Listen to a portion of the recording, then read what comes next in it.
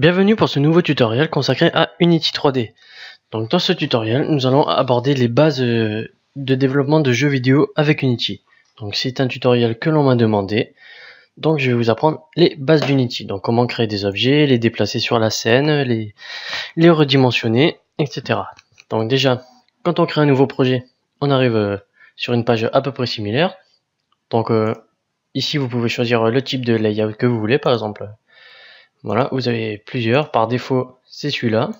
Et moi, par défaut, je mets le 2x3 ici. Voilà. Sauf que la petite fenêtre projet, je la glisse au même endroit que la hiérarchie et je redimensionne les deux ici. Voilà. Puis je fais un clic droit sur projet, One Column Layout. Voilà. Donc là, c'est tous les fichiers qui composent notre projet. Donc ici, c'est l'éditeur 3D d'Unity. Donc où sont placés tous nos objets. Ici il y a juste la caméra pour l'instant. Voilà, donc on peut se déplacer, alors clic droit pour faire des rotations, clic gauche pour sélectionner nos objets, ou si on veut sélectionner par exemple un objet spécifique dans la hiérarchie, on peut cliquer, par exemple main caméra, c'est la caméra principale. Pour si vous avez perdu votre objet, que vous cliquez dessus, vous pouvez mettre votre souris sur l'éditeur 3D et appuyer sur la touche F pour le retrouver, et ainsi on peut zoomer avec la molette de votre souris. Et puis voilà, vous pouvez ici, vous pouvez déplacer votre écran avec ce bouton. Ce deuxième bouton, alors trois flèches apparaissent, c'est les trois axes de déplacement. Donc vous pouvez prendre par exemple la flèche bleue qui est l'axe des Z comme montré ici. Vous cliquez et vous pouvez la glisser pour placer votre objet. Et pareil pour les deux autres axes. Voilà. Donc après, le prochain bouton ici, c'est pour effectuer des rotations, donc sur ces trois mêmes axes. Bon là on voit pas très bien parce qu'on n'a pas un objet spécifique. Voilà, vous pouvez effectuer des rotations. Et ici c'est pour redimensionner, donc sur l'axe Z, sur l'axe X ou sur l'axe Y. Voilà, donc on le verra plus en détail avec un cube. Donc ici vous avez l'inspecteur, donc l'inspecteur, et vous avez exactement les mêmes, la valeur de votre position, la rotation et le redimensionnement. Donc vous pouvez placer vos objets dynamiques, à la main comme ça. Hop. Ici par défaut on a placé notre caméra sur l'axe 0, 0, sur les trois axes. Les rotations pareil, on peut faire 180 pour lui faire un demi-tour, etc. Et le scale, donc c'est sa taille, par défaut c'est à 1, 1, 1, 1. Donc 1 ça veut dire 100%, et si on met par exemple 0.5, ça mettra 50% de sa taille réelle. Et on peut bien sûr augmenter, mettre 20, etc. Donc par défaut on va laisser 1, et ici c'est tous les paramètres de notre caméra. Donc ici ça s'appelle des composants, donc on peut ajouter certains composants. Donc nous en verrons quelques-uns par la suite. Donc, on va pas s'attarder sur cela. Donc pour créer un objet sur notre scène par exemple, on va vouloir créer, hop, on va décaler la caméra, par exemple créer un cube, un simple cube. Alors on va dans Game Object ici, parce que tous nos objets sont des Game Object, donc la caméra est aussi un Game Object. Donc Game Object, on va faire Create Other, et on va chercher Cube. Du coup on a créé notre cube. Hop, par défaut, moi je prends toujours l'habitude de le positionner à 0, 0, 0 sur ces trois axes. Voilà, histoire d'avoir un objet bien centré et pile au milieu. Donc voilà, alors on va refaire les opérations. Donc le déplacement, voilà, sur l'axe Z, sur l'axe X, sur l'axe Y. Hop, on peut le positionner ici. Voilà. Les rotations, maintenant on le verra mieux que la caméra. Voilà, on voit bien les rotations. Hop, sur l'axe Z, l'axe X et l'axe Y. Voilà. Et le redimensionnement, donc hop, sur un axe ou sur tous les axes, vous avez, si vous voulez augmenter la taille de votre objet sur tous ces axes, vous cliquez sur le petit cube au milieu ici. Et vous restez appuyé et vous redimensionnez comme vous voulez, plus grand ou plus petit. Ça modifiera les trois axes d'un coup. Donc ici vous pouvez modifier, par exemple on va mettre 1.5 partout. Voilà, donc vous avez augmenté la taille de base de 50%. Alors on va mettre 1 par défaut. Voilà, donc vous pouvez également créer d'autres types d'objets par défaut, donc des sphères. Hop, on va la décaler. Vous avez une sphère, vous avez des capsules, des cylindres, hop, Game Object Creator, des planes, donc des plans, c'est bien pour pour faire un sol. Et le dernier, un quad, qui est aussi un plan, mais qu'on voit que d'un côté pour optimisation. Hop. Voilà. On le voit que d'un côté. De ce côté, on voit pas notre plan, si on peut dire ça comme ça. Et si on tourne la caméra, on le voit que d'un côté. C'est pour optimiser, parce qu'on n'a pas besoin de voir l'autre côté généralement. Donc si vous avez besoin de voir les deux côtés, vous utilisez un plane ici. Donc maintenant, on va tout supprimer, on va laisser juste le cube. Hop. On va positionner le plan aussi à 0, 0, 0. Et le cube, on va le monter de 0,5, donc de sa moitié, vers le haut pour qu'il soit sur le plan. Donc sur le haut, vous regardez, c'est cette flèche verte. Ici, c'est l'axe Y, donc on va chercher Y, c'est X, Y, Z. Et là, on va marquer 0,5. Du coup, notre cube est centré, enfin, et dessus notre plan est centré sur l'axe X et Z. Donc maintenant, on va voir comment ajouter un script à cet objet-là, donc à notre cube. Donc pour créer un nouveau script, il faut aller dans la petite fenêtre Project, et on va faire un clic droit, Create, Folder. Donc toujours prendre l'habitude de bien ranger ces dossiers, parce que, enfin ces fichiers dans des dossiers spécifiques, parce qu'une fois qu'on a sorti un gros jeu, on peut vite se perdre avec tous les packages, nos préfabs et nos scripts. Donc il faut tout bien ranger dès le départ, sinon on va être perdu par la fin. Donc on fait un dossier script, et dans ce dossier script, on va faire un clic droit, Create, C# script. Donc vous avez le choix entre trois langages de programmation, le JavaScript, le C# et le Boo. Bon, moi je vais toujours faire en C# parce que ça me paraît le mieux. Après chacun ses goûts. Donc on clique. Ici on va mettre un nom à notre script. On va faire par exemple test cube. Et on valide avec la touche entrée. Donc notre script que l'on peut apercevoir ici, mais on ne peut pas le modifier encore. Donc on voit notre script de quoi il est composé. Donc il est composé juste d'une classe qui s'appelle comme le nom de notre fichier, donc test cube. Voilà, donc on a juste une simple classe avec trois librairies. Donc ce cube, on va vouloir le renseigner sur notre cube. Donc vous avez plusieurs façons de faire, donc je vais vous montrer les trois.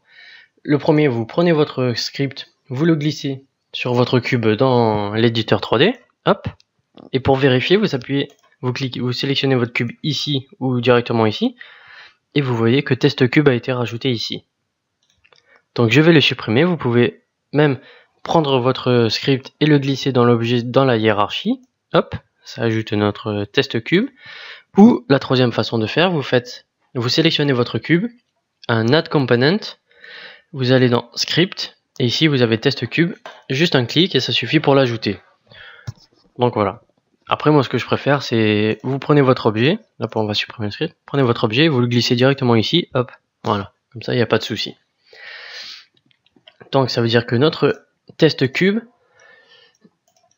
est renseigné dans notre cube. Donc tout le code qu'on va marquer dans cette classe là, ça va interagir avec seulement cet élément là et non pas le plane et les autres éléments. Donc on va commencer par l'éditer. Donc on va faire un double clic sur test cube et ça va nous ouvrir, enfin ça va vous ouvrir un logiciel qui s'appelle MonoDevelop et qui est installé en même temps qu'Unity.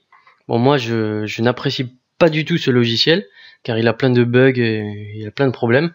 Du coup j'ai renseigné Visual Studio à la place de MonoDevelop. Mais le principe reste le même. Donc vous devez avoir pareil les using. Ici vous avez la déclaration de votre classe qui étant de MonoBehavior. Et ici, bon moi j'ai mis des régions, mais vous devriez avoir que les deux fonctions void start et update.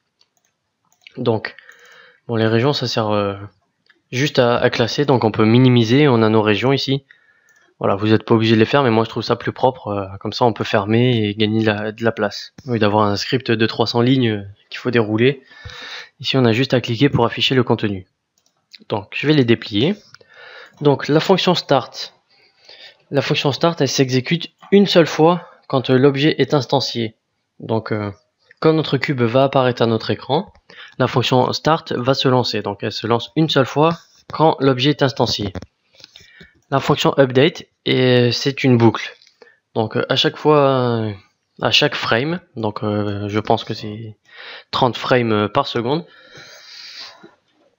votre jeu va faire une boucle sur cette méthode update, et tout le code qui sera renseigné dans cette fonction s'exécutera en boucle sans jamais s'arrêter. Donc il faut faire attention pour pas faire des boucles infinies, ou voilà, il faut faire attention à ce qu'on fait. Donc on va essayer la fonction void start. Alors on va afficher un message de log. Alors pour ce faire, il y a plusieurs façons. Il y a le print, entre parenthèses une chaîne de caractères, test, ou debug.log et une chaîne de caractères aussi. Donc moi je préfère simplement le print parce que c'est plus rapide à écrire. Donc dans la fonction start, on va juste mettre un print. On retourne dans Unity. Hop. Donc on va lancer notre jeu en cliquant sur le bouton play ici. Bon, la première fois que vous lancez le jeu, ça met un certain temps. Voilà. Alors quand les trois boutons sont bleus ici, ça veut dire que votre jeu est actuellement lancé. Donc ici, en bas à gauche de votre Unity, vous devez avoir votre message qui s'affiche, donc test. Donc pour avoir un peu plus de contrôle sur vos lignes de debug, vous pouvez cliquer sur Window et Console tout en bas. Donc ça vous ouvre une fenêtre avec tous vos logs dans la console. Donc vous pouvez prendre votre petite fenêtre console et le mettre à côté Game, comme ça vous avez les deux. Et si vous cliquez, non, je me suis trompé. Si vous cliquez, par exemple, vous êtes sur votre jeu ici, vous cliquez une seule fois, ça va vous afficher tous vos logs. Donc, ici par exemple test, et si vous double-cliquez sur test, hop, ça va vous emmener à la ligne d'où le print est effectué. Donc maintenant ce print, on va le copier-coller dans la fonction update et on va lancer notre jeu. Donc on clique pour arrêter notre jeu et on refait play. Donc on clique une fois pour voir nos logs et on voit que ça bouge. Ici vous avez le nombre de prints que vous avez effectué. Donc vous voyez que ça augmente parce que la fonction update ne s'arrête jamais. C'est une boucle infinie qui ne s'arrête jamais. Donc voilà, ça peut monter, monter, monter. Et voilà. Ça s'arrêtera jamais dans cette boucle là. Donc on peut l'enlever. Et maintenant on va effectuer un simple déplacement de notre cube. Par exemple sur l'axe Z, on va juste vouloir le déplacer comme ça à chaque frame. Pour vous donner un petit exemple. Donc on retourne à la fonction update et on va accéder au déplacement de notre objet. Donc notre objet, donc c'est l'objet courant que l'on a ici. Pour accéder à ces paramètres de déplacement, il faut accéder à son transform. Vous mettez un point parce que c'est une classe. Et ici on cherche à faire bouger notre objet, donc on cherche à modifier sa position. Donc on va faire un transform.position. Alors donc vous pouvez récupérer ces positions X, Y et Z si vous voulez en faisant point X par exemple, et vous pouvez printer son X, son Y et son Z. Nous on veut lui modifier sa position, donc on va faire transform.position égale, et on doit lui passer une valeur. Donc la valeur c'est un vecteur 3, parce qu'il y a 3 valeurs. Donc les X, Y, Z, donc on va faire transform.position plus égal, parce qu'on veut lui ajouter à son vecteur courant une nouvelle valeur, donc on va faire un new vector 3 et ici on va placer les variables X, Y et Z. Donc moi j'ai dit que je voulais qu'il se déplace sur l'axe des Z, donc en X et en Y je veux pas qu'il bouge, donc on va mettre 0 et 0, et en Z on va le faire bouger d'une très petite valeur car c'est une boucle infinie, on va mettre 0,5 F parce que c'est un float et non pas un nombre entier. Donc on peut tester. Donc théoriquement ça va bouger sur l'axe Z, donc ça devrait avancer comme ceci. Donc on va lancer notre jeu et on voit que notre cube s'est déplacé. Bon, c'est un peu trop rapide. Voilà, notre objet se déplace bien sur l'axe Z sans jamais s'arrêter. Donc une autre habitude à prendre aussi, quand vos objets partent trop vite comme ça alors que vous avez une petite valeur, il faut multiplier ce nouveau vecteur par time.deltaTime. En fait, time.deltaTime, ça va être le temps d'exécution d'une frame par une autre. Donc chaque ordinateur ou chaque téléphone sera différent et ça s'adaptera à la puissance de la machine sur laquelle le jeu est lancé. Donc Maintenant, on peut tester. Et on voit que notre objet se déplace plus lentement. Donc maintenant, vous n'avez plus qu'à modifier votre valeur. Donc 0,5F, on peut mettre par exemple 1,5 pour augmenter un peu. Et on relance notre jeu. Et voilà, vous pouvez changer la vitesse de déplacement de votre cube. Voilà. Donc ça, c'est des bonnes habitudes à prendre, à multiplier time, delta time. Donc voilà. Bon, une autre habitude que je trouve bien, je vais vous la dire. Il faut déclarer par exemple un vecteur 3 ici. Vous pouvez le déclarer en attribut, mais on peut le faire ici aussi. Bon, on va faire les choses propres. On va déclarer ici en attribut, donc au-dessus de votre méthode start, vector 3. On va l'appeler new position, qui sera égal par défaut à vector 3.0. Donc vector 3.0, c'est exactement la même chose que si vous faites égal, donc si vous faites new position égale à new vector 3 0 0 0. Donc tout ça, c'est exactement la même chose que ça. Donc ça, on peut le supprimer. Donc vector 3.0, ça va mettre les trois axes à 0. Donc ici, on peut mettre new position égale new vector 3 0 0 1,5 f comme on a juste en bas fois time.delta time. Du coup, on peut supprimer ça. Hop, et ici on va marquer new position. Ah, ici j'ai mis une parenthèse en trop. Voilà. Du coup, vous allez enregistrer votre variable new position et vous modifiez la position de votre transform en y ajoutant new position à sa position courante. Donc voilà, je vais vous montrer quelque chose aussi de super avec Unity. C'est par exemple si vous deviez, par exemple, on va dupliquer ce cube, donc on va cliquer sur cube dans notre hiérarchie, faire un CTRL D pour le dupliquer et je vais le déplacer un petit peu par rapport à l'autre. Voilà. Bon, je vais supprimer le plane histoire qu'on les voie un peu mieux. Voilà. Donc ici on a deux cubes et nos deux cubes, enfin ils ont tous le script test cube. Donc si on met play, on voit que les deux se déplacent. Donc on va les déplacer plus comme ceci. Voilà, donc nos deux cubes se déplacent en même temps avec la même vitesse, etc. Parce qu'ils ont le même script test cube. On n'a qu'un seul script pour les deux objets, donc vous pouvez dupliquer à l'infini. Si par exemple on veut qu'un des deux cubes aille plus ou moins vite que l'autre, donc pour ce faire, vous pouvez pas changer la variable ici dans le script parce que même si on marque 0.5, les deux cubes vont se déplacer à 0.5. Donc on voit que c'est plus lent que tout à l'heure, mais ils vont quand même se déplacer à la même vitesse parce qu'ils ont le même script. Donc pour ce faire avec Unity, il y a un truc assez sympa. C'est ici dans vos attributs. Si vous déclarez un attribut avec le mot-clé public devant. Donc public, c'est pour y accéder via n'importe quel autre script. Vous faites un public, le type de votre variable, par exemple nous on veut un float, et on va marquer speed par exemple, et par défaut on veut que ça soit égal à 0.5f, 1.5f pardon. Donc ici, il suffit de remplacer 1,5f par notre variable speed, et quand on retourne sur Unity, on clique sur un de nos cubes, et on voit qu'une nouvelle ligne s'est ajoutée ici, donc speed, le nom de notre variable, avec la valeur par défaut. Donc les deux cubes ont cette valeur par défaut, et maintenant vous pouvez changer cette valeur comme vous le souhaitez, indépendamment du script, enfin des deux scripts. Donc par exemple ici, si on veut mettre 3, et dans l'autre, on voit que c'est toujours à 1,5, ça n'a pas mis 3, on peut mettre 0.5.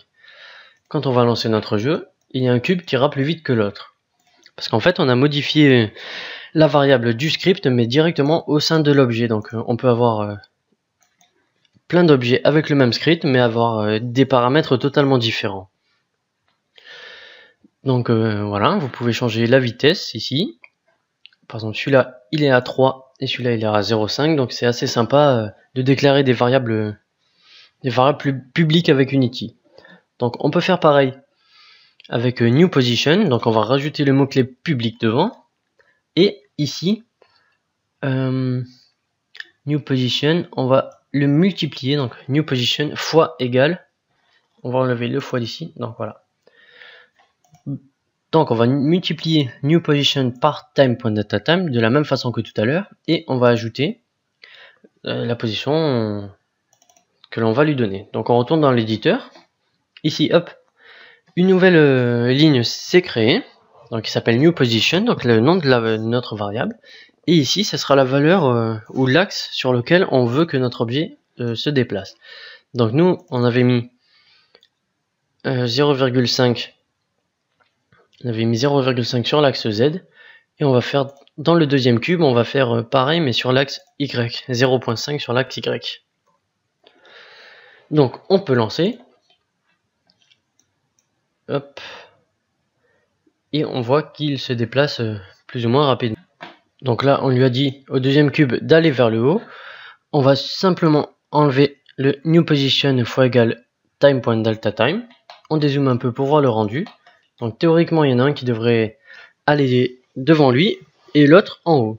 Donc on lance notre jeu et on voit bien qu'un cube est monté et l'autre part totalement à gauche, donc devant lui. Donc l'axe bleu, c'est le devant des personnages. Donc c'est comme ceci. Donc ça, c'est le devant, l'axe bleu.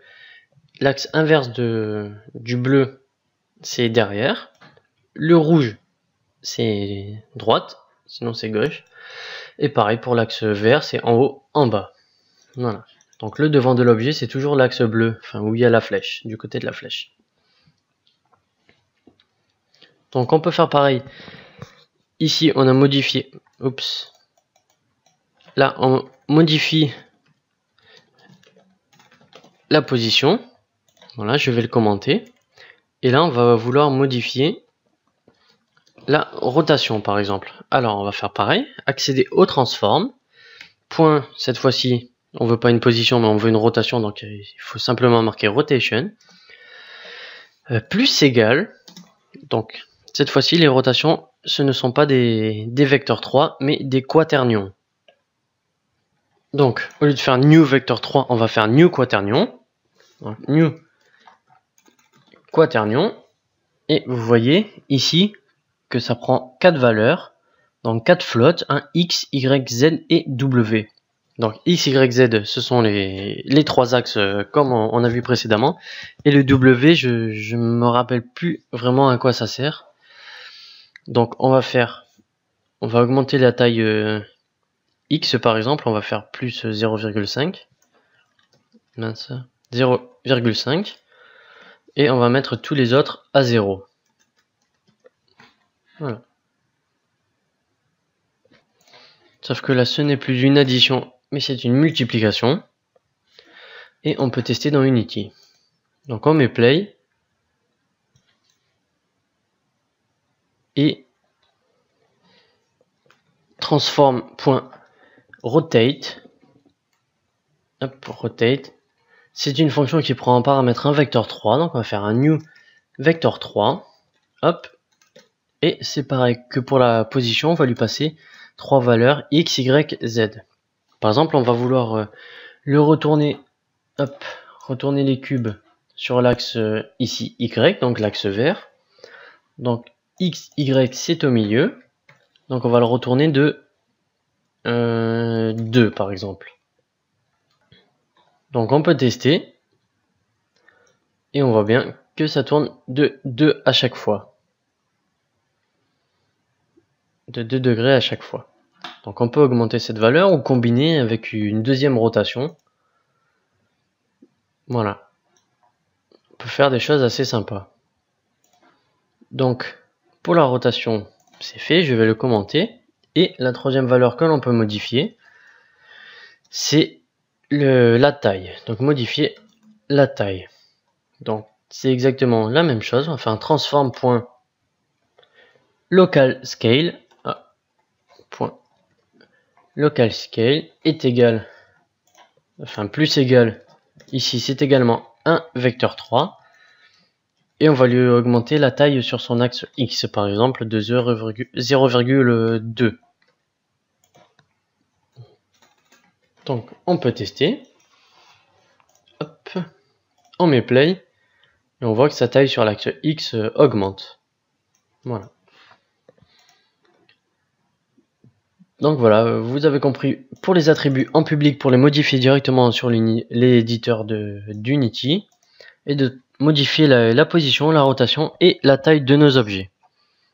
Donc maintenant, je vais vous apprendre à instancier un objet sur la scène, alors qu'au départ, il n'y est pas. Donc pour ce faire, on va de suite créer un objet, un dossier que l'on va appeler préfab. Donc préfab, c'est en fait les préfabriqués, quoi, les objets déjà prédéfinis que l'on va instancier sur notre scène pour constituer notre jeu. Donc par exemple, je vais supprimer un des deux cubes. Donc, et le deuxième, je vais le positionner à 0, 0, 0. Donc les valeurs ici dans le transform seront les valeurs par défaut. Donc si par défaut le cube est comme ça, il va s'instancier à cette position là si on ne lui en donne pas. Donc maintenant il va falloir enregistrer notre cube dans les préfabs. Donc pour ce faire, on prend notre cube ici, dans la hiérarchie, on le prend et on le glisse tout simplement dans le dossier préfab. Donc le dossier préfab, on peut le dérouler, hop, et on voit qu'on a notre objet cube.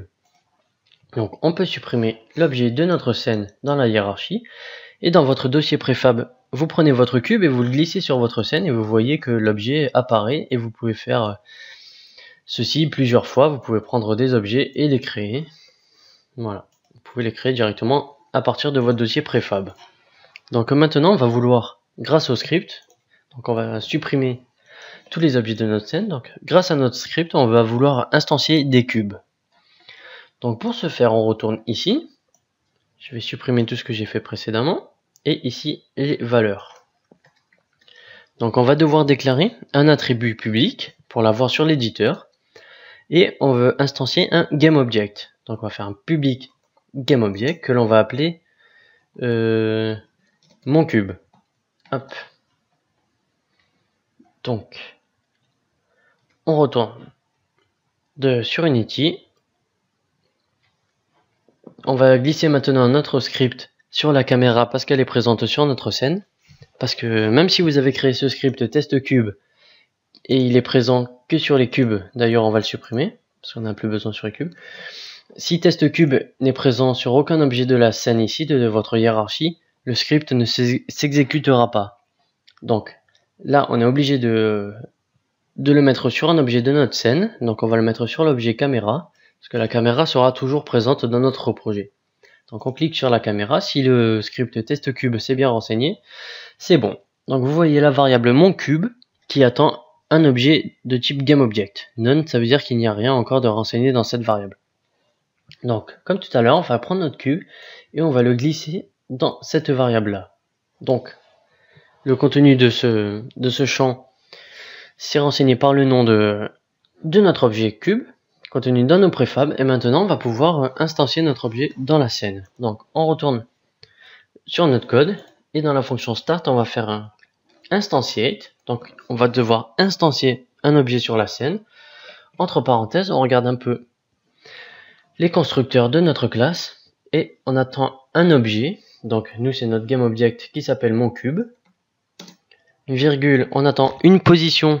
Donc si vous voulez garder exactement la position de votre cube que vous avez renseigné dans en créant un préfab, vous mettez vector3.0. Hop. Pour les quaternions, pareil, c'est quaternion.identity. Donc quaternion.identity, ça met des 1 partout, et vector3.0, ça met des 0 partout, tout simplement. Donc dans notre fonction start, on va instancier l'objet mon cube que l'on a renseigné dans l'éditeur, et on va le positionner à vector3.0, donc 0, 0, 0, et quaternion.identity, c'est pour la rotation. La rotation va être celle par défaut. Donc on retourne à notre jeu. Donc on voit que notre scène est complètement vide, il n'y a que notre caméra, aucun cube. On va mettre play. Et on voit que notre cube s'est instancié sur notre scène. Ici dans la hiérarchie, vous pouvez voir cube entre parenthèses clone, parce qu'en fait c'est un clone d'un objet préfab de notre projet. Donc vous pouvez créer des cubes à l'infini. Par exemple, si vous faites un copier-coller de la fonction instantiate dans la fonction update, vous allez créer des cubes un peu rapidement. Donc on va faire play. Et là vous voyez que hop, vos cubes, je vais mettre pause. Et vous voyez que vous avez énormément de cubes. Voilà, parce que la fonction update, comme je l'ai dit, s'exécute à chaque frame. Donc voilà, vous avez tous vos cubes. Donc, hop, on va enlever ça, on va le remettre dans la fonction start. Voilà. Donc voilà, maintenant on va voir une dernière chose, l'interaction avec les touches du clavier. Donc, pour récupérer les touches du clavier, ça se fait dans la fonction update parce qu'on veut chercher quelle touche a été appuyée dans toutes les frames.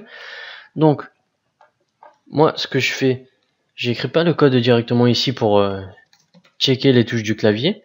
Je déclare une fonction, par exemple check keys, donc pour contrôler quelle touche du clavier a été appuyée, et je déclare ma fonction un peu plus bas, check keys.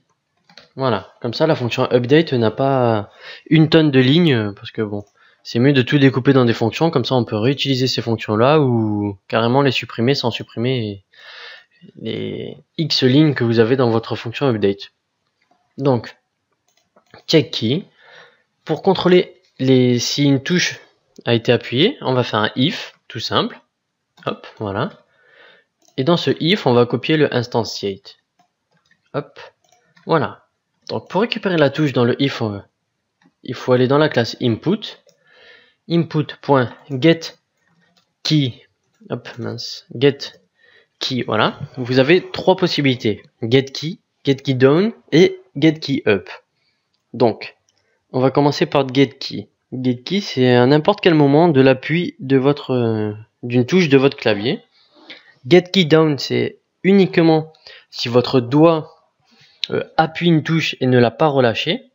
Et GetKeyUp, c'est au contraire de GetKeyDown, c'est si vous avez relâché la touche. Donc, on va faire GetKeyDown pour simuler un appui. Entre parenthèses, on doit renseigner un objet de type keycode. Donc, keycode, point. Et là, vous avez toutes les touches possibles et imaginables, même les joysticks si vous avez des manettes. Donc, par exemple, on va appuyer sur la touche allez, I. Donc, GetKeyDown, keycode I. Donc cette fonction getKeyDown va nous renvoyer tout simplement un booléen, donc true ou false. Et si c'est true, il va nous instancier notre cube. Sinon, il ne va rien faire. Donc, on peut lancer notre jeu. Hop, j'ai oublié une parenthèse. Bah, pourtant non. Bon, c'est parti. Oui, des fois Unity dit qu'il y a des problèmes et il n'y en a pas forcément un. Donc on va lancer notre jeu. Donc il n'y a aucun cube qui est apparu. Et si je vais appuyer sur la touche I, hop, on voit que notre cube a été instancié. Je rappuie une fois sur la touche I, hop, et ça nous crée un autre cube. Donc vous pouvez appuyer plein de fois, hop, et ça vous crée plein de cubes. Donc voilà, à chaque appui sur la touche I, vous pouvez instancier un objet. Donc je vais vous apprendre une dernière chose. Donc on retourne dans l'éditeur, enfin dans notre script. Hop, on va faire un keycode.left arrow. Donc c'est la touche fléchée de gauche. Et on va faire un transform.position plus égal new. Donc on va lui modifier sa position. On veut qu'il aille à gauche, donc on va faire un vector3.left fois une variable speed que l'on va renseigner. C'est la même que tout à l'heure. On va faire un public float speed sera égal à 1,5 f par défaut. Donc public GameObject mon cube, on peut le supprimer. Et on va faire un else if input.getKeyDown keycode.write arrow. Hop, on va faire l'inverse de ça. Donc on le copie et au lieu du plus égal, on va faire moins égal. Ou c'est plutôt le contraire. Ici c'est plus et ici c'est moins, il me semble. On verra bien tout à l'heure. Voilà, donc on peut copier le else if. On va faire par exemple un up arrow. Et ici ça sera un vector3.forward, parce que la touche fléchée du haut, c'est souvent pour avancer dans les jeux vidéo, et pour avancer devant, et ben c'est la variable forward. Donc on va faire pareil, on va faire un down arrow, hop. Et ici on peut mettre ou un moins égal, ou on peut laisser plus avec un vector3.back pour retourner derrière, sur ses pas, quoi. Donc dans notre scène maintenant, on va sélectionner notre caméra et supprimer le script test cube. On va prendre notre cube ici, on va le glisser sur notre scène et on prend le script test cube et on lui rajoute ce petit script. Donc on peut lancer en faisant play. Donc voilà notre cube. Si j'appuie sur la touche d'en haut, ben voilà, ça avance mon cube. La touche d'en bas, ça le fait reculer. La touche de droite, ça le fait partir à gauche, évidemment. On a inversé les variables. Et à gauche, ça le fait aller à droite. Donc, on va inverser ça. On va faire, si c'est left, on va faire plus égal vector3.left. Et si c'est right, plus égal vector3.right. Voilà. Et ici, à la place des getKeyDown, on va mettre getKey tout court. GetKey, getKey, getKey et getKey. Comme ça fera pas... Le cube ne bougera pas, ne se téléportera pas à sa position, mais normalement il glissera comme s'il avance, Voilà. Donc, notre cube avance relativement vite, donc pendant que vous êtes en mode play, vous pouvez décrémenter votre variable, donc 0.5 par exemple, et vous pouvez tester en direct vos nouvelles valeurs. Donc par exemple on va mettre 0.2, hop, et on peut tester au lieu de quitter le jeu et de revenir. Voilà, on peut monter, descendre, avancer, droite, gauche, voilà. Bon, si vous appuyez sur deux touches, ça fonctionne pas parce qu'on a mis des else if. Si vous voulez appuyer sur deux touches à la fois, par exemple, vous enlevez les else. Hop. On peut retenter. Donc, ah oui, j'ai oublié de vous dire. Quand vous modifiez, ne serait-ce la position ou n'importe quoi dans votre jeu quand vous êtes en mode play, une fois que vous enlevez ce mode play, toutes vos valeurs par défaut reviennent. Donc par exemple ici j'avais mis 0.2 mais c'est revenu à la valeur que j'avais avant de lancer mon jeu. Par exemple si je mets une grande valeur avec 15, j'arrête mon jeu, elle repasse à 1,5. Donc c'est pour pas perdre vos données, c'est juste des phases de test. Donc ici je vais remettre 0.2 et voilà, je peux me déplacer, je peux appuyer sur deux touches en même temps et il se déplace en diagonale. Voilà.